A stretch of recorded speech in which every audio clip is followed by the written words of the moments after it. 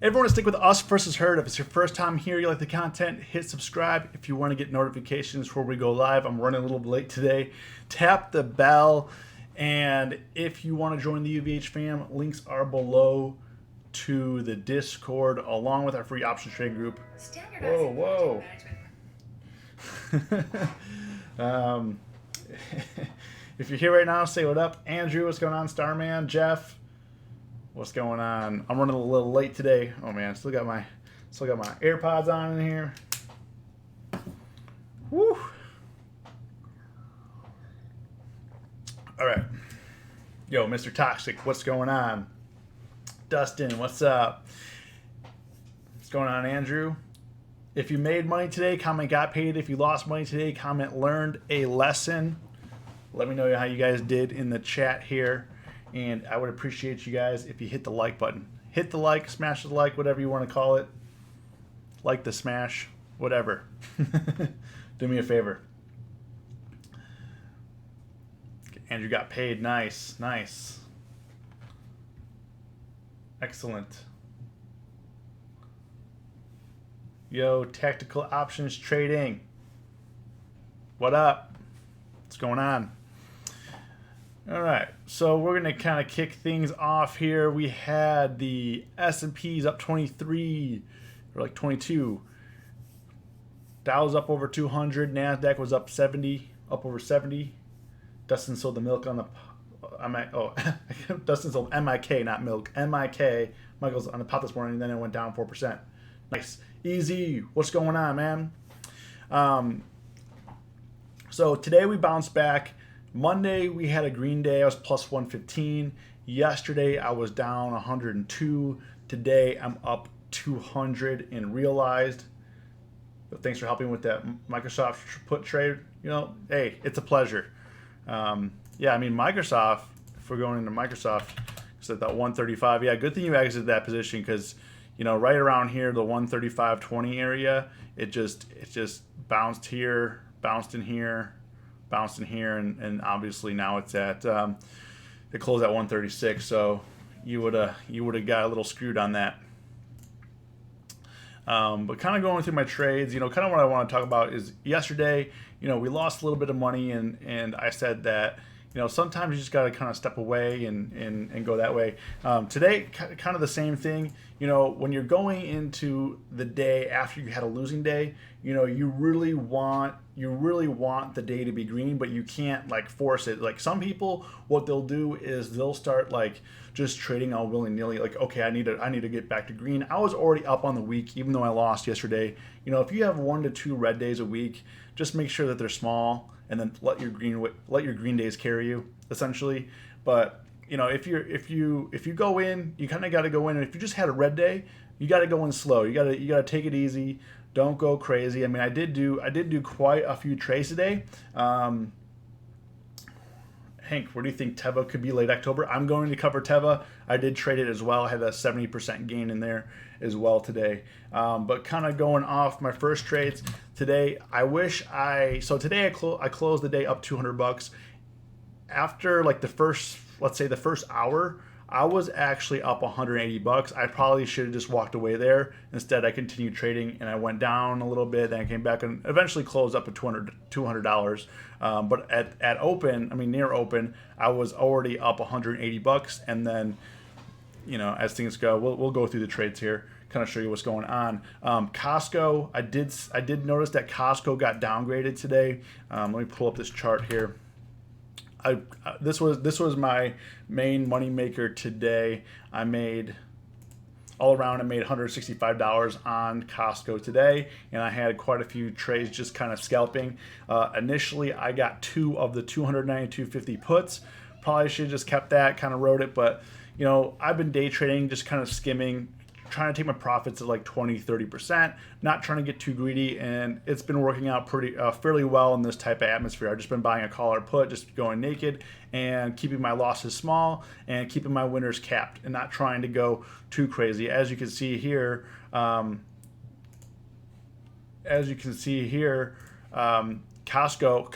just went from 295 down to 287 a day. I did trade it here. The first time I bought the 290-250 puts, I bought them for 146. I sold them for 203. And then I did it again when they came back down at like 10 a.m. When I did it again, I only did one though instead of two. I bought it for $1.98 and I sold it for $2.49. So I was pretty much trading that 290-250 put back to back. So at 8:45 it came down. I bought it. It went back up. Then it kind of crapped out over here. I collected a little bit more profit from it, and then I tried to. I bought the 290 puts on Costco for $1.17, and I sold them for $1.02. So I lost like $30 there because I had two of them, and that was at like 10:50 and 11. So right in here when it was getting a little choppy, I thought the risk was too high that it could run back up to 297, because even though it got downgraded, a lot of times it takes a dip and then it will go back up. Andrew, I did post it. I heard it on CNBC, and also if you're in their Discord, I did put it in here at actually really early, 6:47 a.m. Central. Costco was downgraded. Also said Micron was upgraded as well. So I was trading that. Downgrade. So I do try to keep the UVH fan up to date in the Discord. So if you're not in there, link is below. SLV been hanging out at support for days. Yeah. Tesla Move 2 getting overbought. Yeah, I was watching Tesla as well.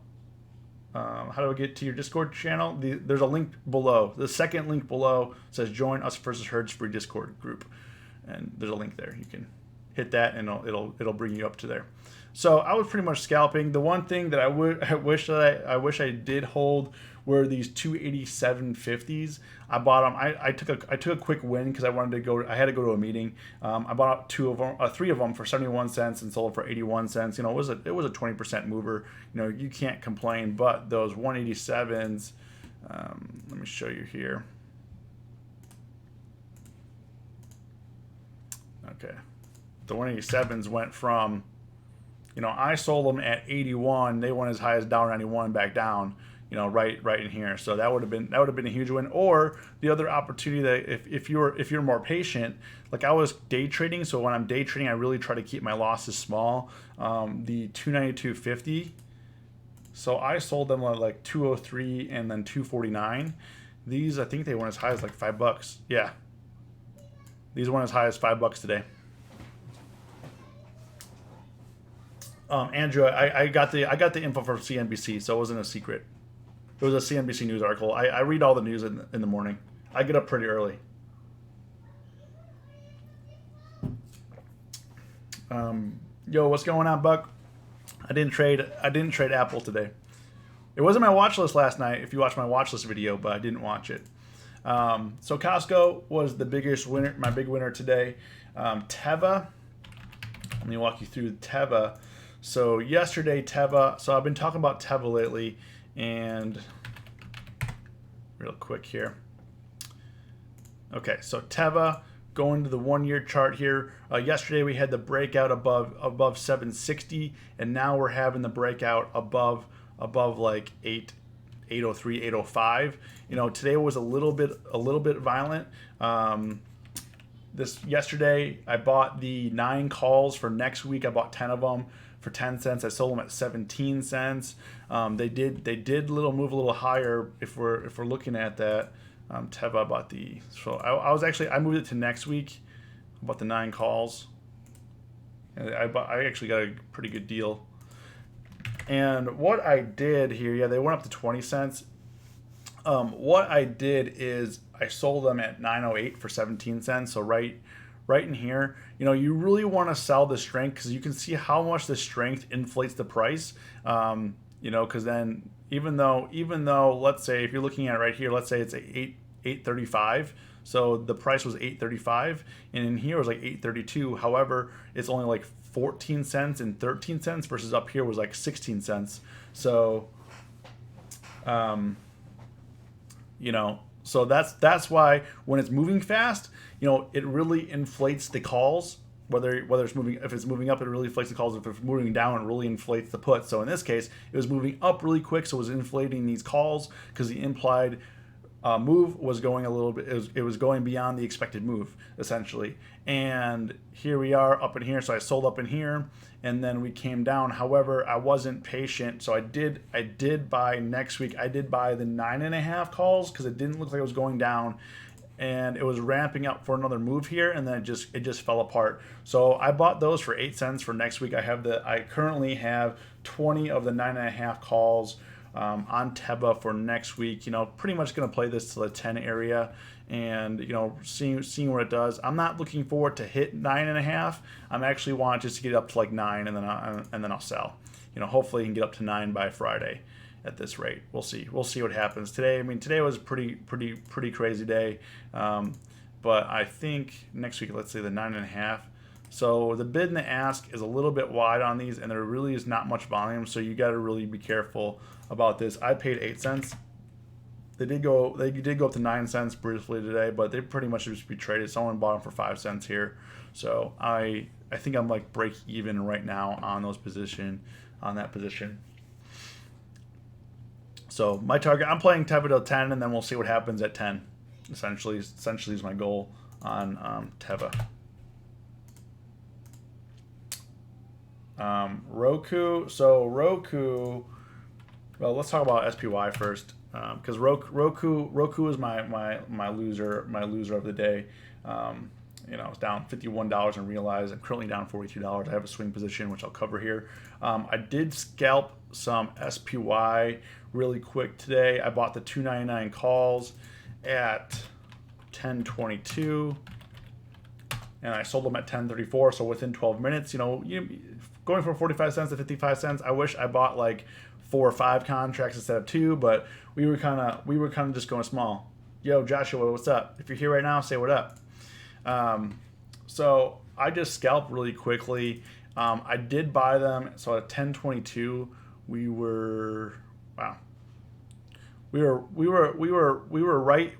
in here. So at 10.22, we were right in here, right before the takeoff. So we were kind of coasting between 299 and 298.90s in the 298.90s. Yes, if I did keep it, would have made more money, but I was just looking for a scalp, and I was trading same day expiration on SPY, and you got to be careful about that. I did buy them when they were in the money, because you got to be careful that Theta doesn't eat them. And even let's see here, 299. Oh man, okay, we left some bags on the table. So instead of scalping this quickly, if you look here, so I sold them for a quick scalp. So I bought them like 45 cents. They were right in here, and then I sold them at 55 cents, right up in here. And obviously these just ran it at close. But these were today expiration. That's it, right? Yeah. So you gotta be careful when you're trading same day expiration.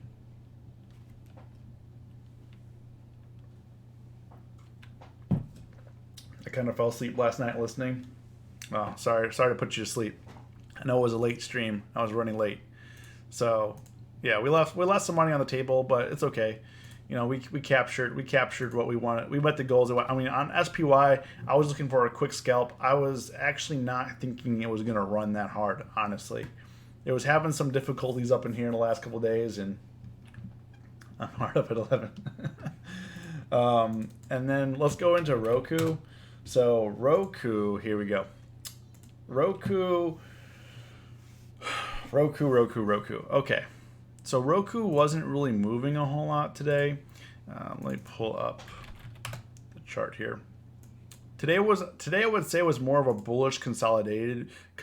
Yes, we're up $5 today, but realistically, intraday there really wasn't much going on. It was really choppy, just kind of going up and down. And honestly, at the end of it, I didn't have a whole lot of time to wait around. So my first trade on there, I bought the 152.50 calls for $227, and I sold them for $131. So I took like a $90 loss, $95 loss on that, and that was my biggest loser of the day. So at 9:24, we were up in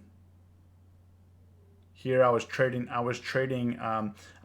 this right here. I was thinking it was going to go up, and it failed.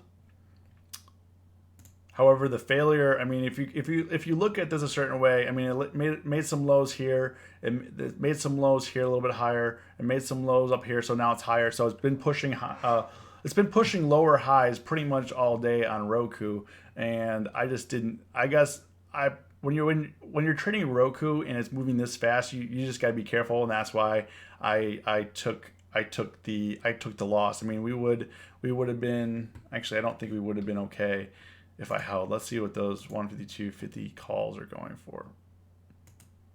Okay, well, we wouldn't have lost that much. We still would have lost. We lost to like 20 bucks instead of 100. But if you're looking here, if you're looking at these calls here, and the pricing of the calls very, very choppy. I mean, it was difficult. It was difficult, especially when I was trading it up in here, went as high as 250. Probably should have took the small win, and then instead of held on, I sold it at 131, which was unfortunately near the bottom. Ice Cooler, what's going on? Nice to see you. This is a bad example. Like, I bought the top and I sold the bottom. Oh man, this is yeah. Anyways, so don't do this. Buy the top. Don't buy the top and sell the bottom, because that's essentially what I did here. But I was afraid on Roku that it was gonna dip back down, since it was moving pretty fast. It could dip down back to these daily lows here around 142, 143, which then I'd be down even more money. So I just left. Thankfully, I did follow up with a pretty good trade here. I bought the 150 calls for 215 and I sold them for 260. However, I didn't necessarily time it right. So, once I got out of that trade, I did roll down. So it was actually pretty much, I don't want to say back to back, but within 5 minutes, I closed the 150 250s and then I rolled down to the 150s. So you don't want to do this unless you still believe in the trade. And because it was like kind of coiling up and making it looking like it was going to make a reversal, is why I put the trade on. So at 10:15, I bought the, so when it was right up in here, I bought the 150 calls and then I sold them for 260 at 107. So not until like right in here. I should have sold this pop to 149, because what you should see here, I was actually eating lunch and I wasn't looking. Not saying that's an excuse. You got to be responsible for your trades. I had the 150s. So you gotta be responsible for your trades here. And so I sold it for 260 at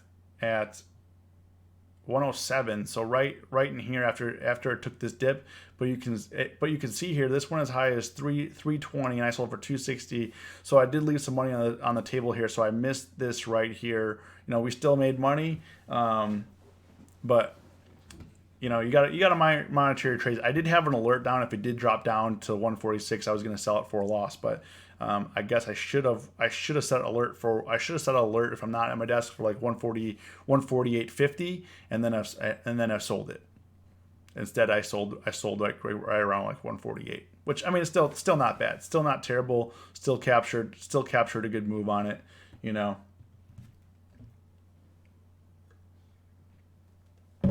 So we had a bad trade, then we had a good trade on Roku, and then I did, because I still believed in Roku.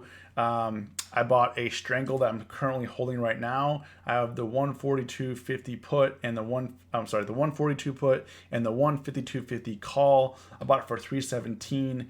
It's currently down $42 right now, but if you look at it, which was kind of interesting to me, if you're looking at this trade right here, I bought the put for $1.41. It's currently worth 77 cents. I'm currently down 64%, or 45%, $64, and I'm up $22 on the call. And what was interesting on that, let me pull this up on the, this is kind of learning option pricing for you. Could have definitely made this strangle a little bit tighter should I have waited. But even though the price, like right here at like 148, it was essentially staying the same. The price around here between 147 and 148 was staying the same.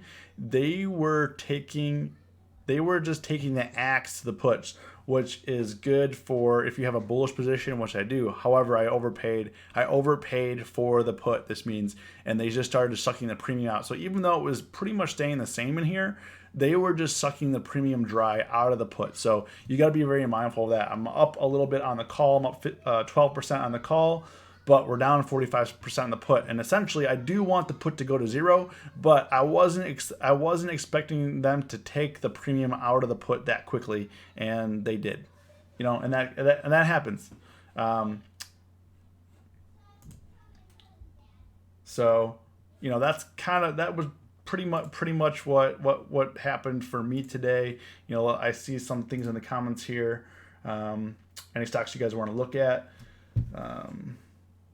I would definitely appreciate you guys if you guys are here. Hit the like button, helps me out a lot. Got paid off Apple call out the gate, sold too soon. Yeah, I mean Apple. I was actually thinking of Apple when it already ran, the 220 was consolidating, and I was just kind of watching. I'm like, okay, now's a good chance to buy the 220-250 calls. However, I mean, I don't really like trading the events of Apple. And this one I think was pretty surprising to most traders that it was moving so well after they announced the iPhones and the watches and all that stuff. So I was thinking that it could come back to 218. So I thought maybe there's going to be a bigger dip, and then it ripped, and then I didn't get in on the trade. But I know a lot of people in the EVH fan made a lot of money on Apple today. And I was looking on Apple, you know, right here, a 220 break. If it was going to break above here, you know, there's some highs back here in October and November, and then there was some highs back here in July, and now we're back here. Now it's September, so it did break above that. So I mean, I think that it could hit 230 pretty easily.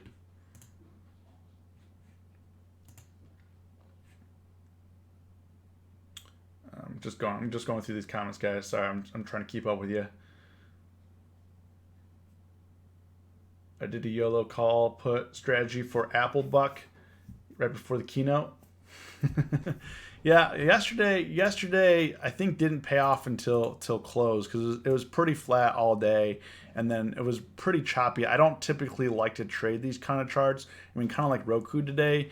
Overall, just choppy, not a lot of movement between like a dollar or two. I mean, sure, you can scalp and stuff, but the real movement came at power hour. You know, 214 essentially to 217. Yo, Andrew, AMD. Julio just waiting for tomorrow. HD. Yeah, HD. Let's talk about HD, Hank. AMD. AMD has now, actually, it hasn't broken below. So we've been watching AMD. It's been pinging between like 29, the upper 29s and 32, and just kind of pinging. So it's still in range. It's still in the bottom of the range. Technically, you'd want to buy calls here, but you got to be careful. I would probably rock a strangle, because this could easily fall down to 28 area. You know, it should head back up, but in the case, I mean, it's retesting.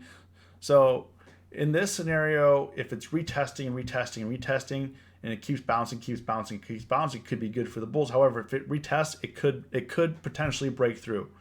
I don't think it will, but it might. So just be mindful of that. If I was going to trade this right now, if I was going to trade AMD right now, you know, I would essentially, I probably wouldn't put anything for this week. I would probably go like, I would probably do something like this. I would buy the 30 call and then the 28 put. That's what I would do. And if you wanted to trade this week, you know, you could still rock that, but you might want to tighten up the put a little bit, something like that. But just so you know, I like stocks under $100 like this. I don't like to trade this close to expiration, so I would probably push it out a little bit. HD. HT just keeps getting saved. However, I'm a little bit worried it keeps capping out here. Like I'm not saying I'm worried. 230, like the 234 area up here, as you can see the last few days it's hit this area and has fallen. However, it keeps getting saved here. So we'll see if it pretty flat up here, like the 234 area, the high 233s. You know, if it can't bust through, I mean, obviously it's going to head back down. Joshua Discord, link is below.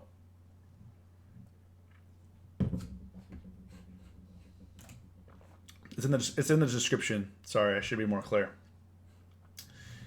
What is that spread called? It's called a strangle.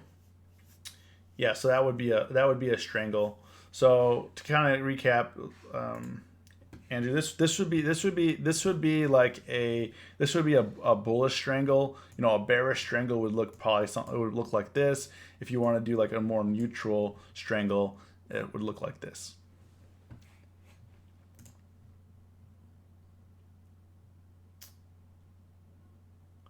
Watch out for JD above 32. We're gonna run JD.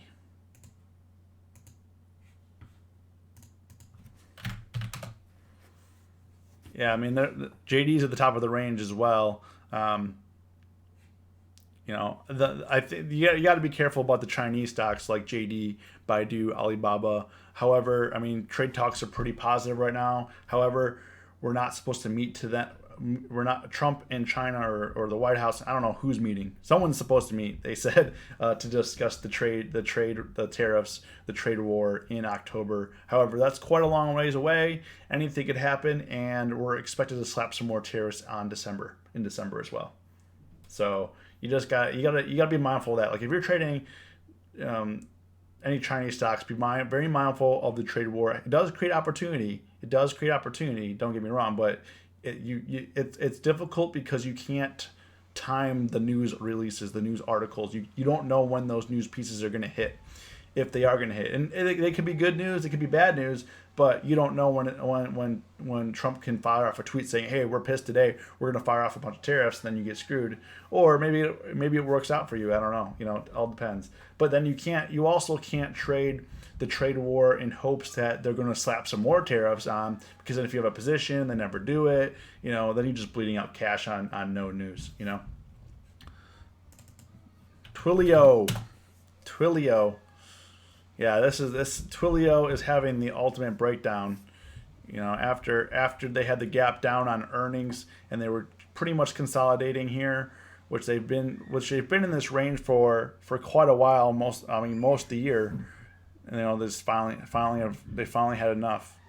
I mean, what's the expected move? So $4. I mean, it's a good movement in here. Actually, I haven't been trading Twilio. It's been a long time since I traded Twilio, so I think. Thanks for King Jacob. Thanks for the reminder. I'm gonna actually add this to my watch list for tonight. I'm gonna bum this off, yeah. Hey, if we can't crowdsource, you know, and we're all here trying to make money. We're all here trying to learn. We're all here trying to help each other. When would you short CMG?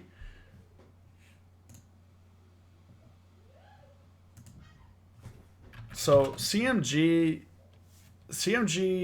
I've traded options on, but mostly I mostly only sold like credit spreads on there.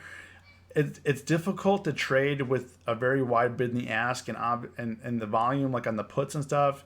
I mean, the volume is not very good and the bid in the ask is wide. So I typically stay away from trading options on CMG. I mean, there's a lot of opportunity here. However, it takes a lot of time and dedication to actually trade it successfully.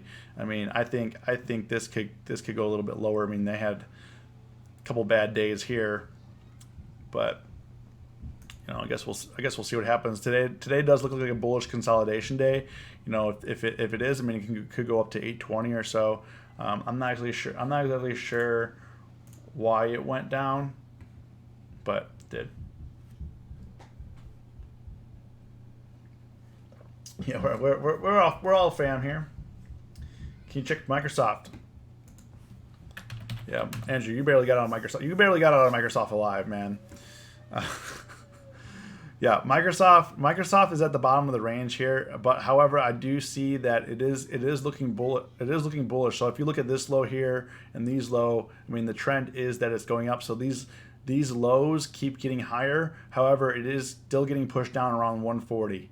So I think it's good to go to 140. You know, when you sold your put, probably should have flipped to calls and make money on the way up. You know, I definitely think. I think Microsoft isn't really going anywhere unless it has a catalyst, and earnings wasn't a catalyst here last quarter. Earnings wasn't a catalyst, and it's just been trading in a very tight range. Eventually, it's going to break out. I would think it's mostly going to break out to the upside, but you never know. All right, Dustin, last two: McDonald's and Twitter, and then I gotta go eat dinner. McDonald's, again, you want to be careful right here. You know, it's bounced quite a few times here back at 210. So if you're going to trade this, you're going to want to buy some. You want to buy some probably for next week or the week after, because this could, from my experience with McDonald's, once it's stuck, like if it like last time it was 210, it took a week for it to break out. So it did go to 215, and you can scalp from 210 to 215 if you want, or it really depends on what your strategy is and how active you are as a trader. But if you're working and you're going out and you're not watching, you might want to buy something a little bit further out. But I would say just be mindful of this. I mean, I would probably strangle it. You know, in terms of McDonald's, I would probably do like the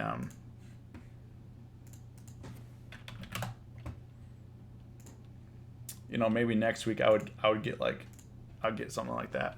The 212.50s and the 205s, because they have you know, it pretty much consolidated it at 205 for like an entire month before moving back up. But Dustin got the 212.50, so best of luck to you, man.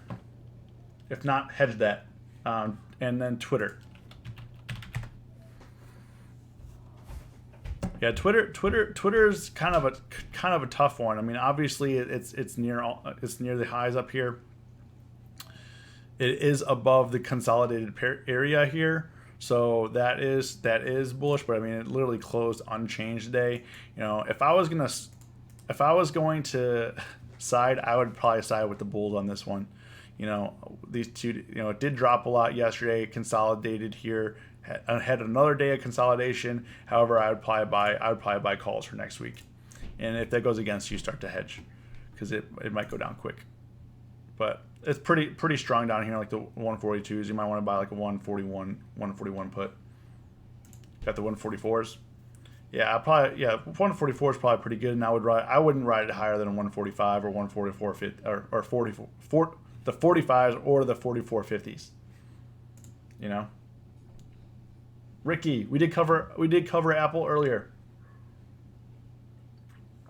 It just broke 220. I think it's going to run to 230 if all's good. Once it broke 220, all bets are off. 230 on deck. So, anyways, guys, I'm going to go have dinner. If you watch this later, you watch the end, comment below that you watched. I want to see who you guys are. Definitely appreciate you guys. If you guys liked the video, hit the like button. And as always, stay safe, stay green. It's us versus herd.